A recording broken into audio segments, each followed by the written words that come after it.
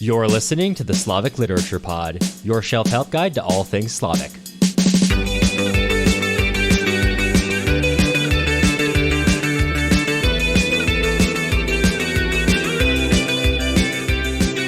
I'm Cameron Lalana. And I'm Matt Gerasimovich. And today we're covering Part 1, Chapter 44 of Vasily Grossman's life and fate, continuing on with Grossman wrangling with the Holocaust in a tough chapter. They're all tough chapters.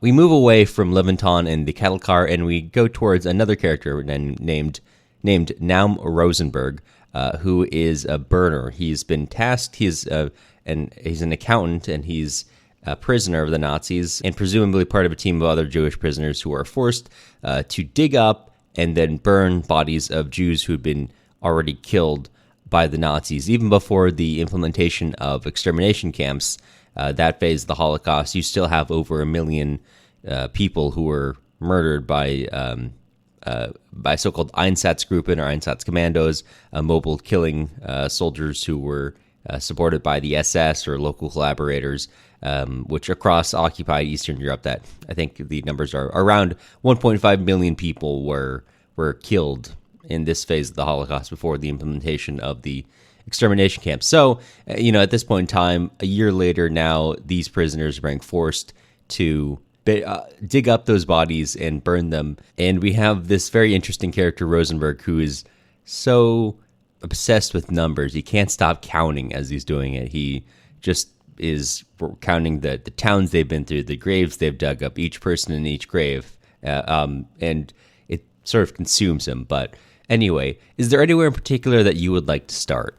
Yeah, there is this line that I think is interesting to look at, where he's talking about, how can you have, he's talking about what you do when you encounter a small village. And, how can you have all 20 of them burning only 8 items, which is what he calls corpses. And, he says, well, what are you going to do? Orders were orders. All graves are to be dug up, on all bodies burnt. And this is an interesting kind of line, this orders are orders. But yeah, this question still is kind of vague to me on who is doing what actually in all of these, in this whole situation, more or less, on because people are making jokes about who they're digging up and how the people are sort of buried, kind of clutching each other. And it's pretty horrific scene, really. And the scene of him just kind of trying to run away before he's captured and sent away on the cattle car. So it's a tough chapter. What strikes me is I don't know what I want to say about him, because he's so concerned with numbers this whole time. This whole chapter, he is just counting. He's counting, doing the math of finding how many people they've dug up, how many towns they've covered.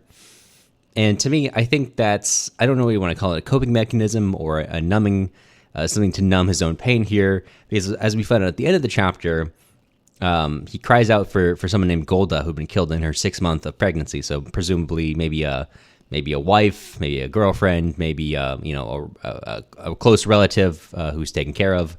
And even so, at the very end of the chapter, the Brenner team finishes their work, and they all understand that this means now that they will themselves be shot and burned.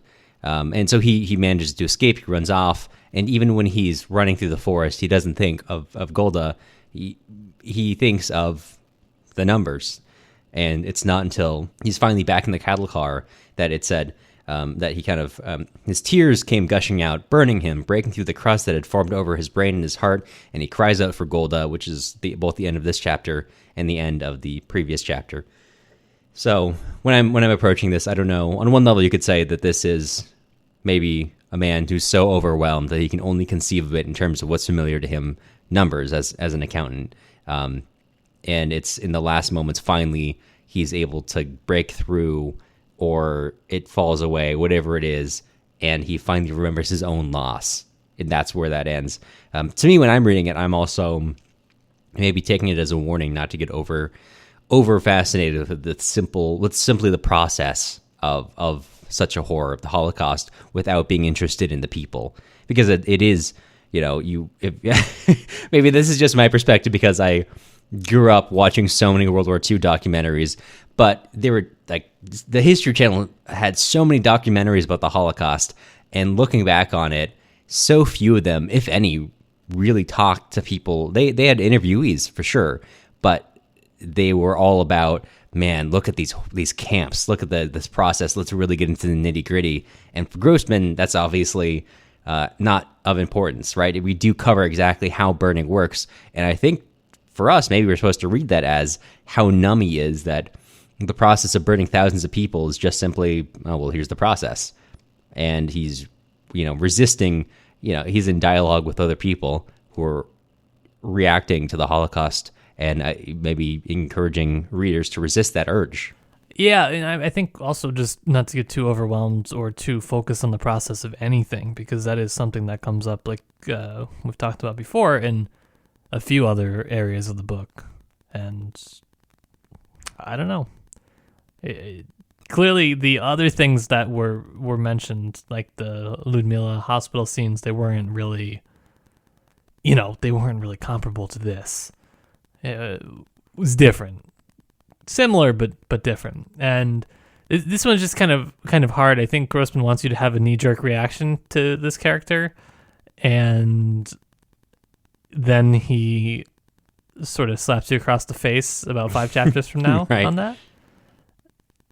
So I know I had that reaction on my first read through, and I'll just say it's setting us up for a couple of interesting questions over the next few days, which you'll be exploring with us for better or for worse for your mood. You'll be there. You'll be there.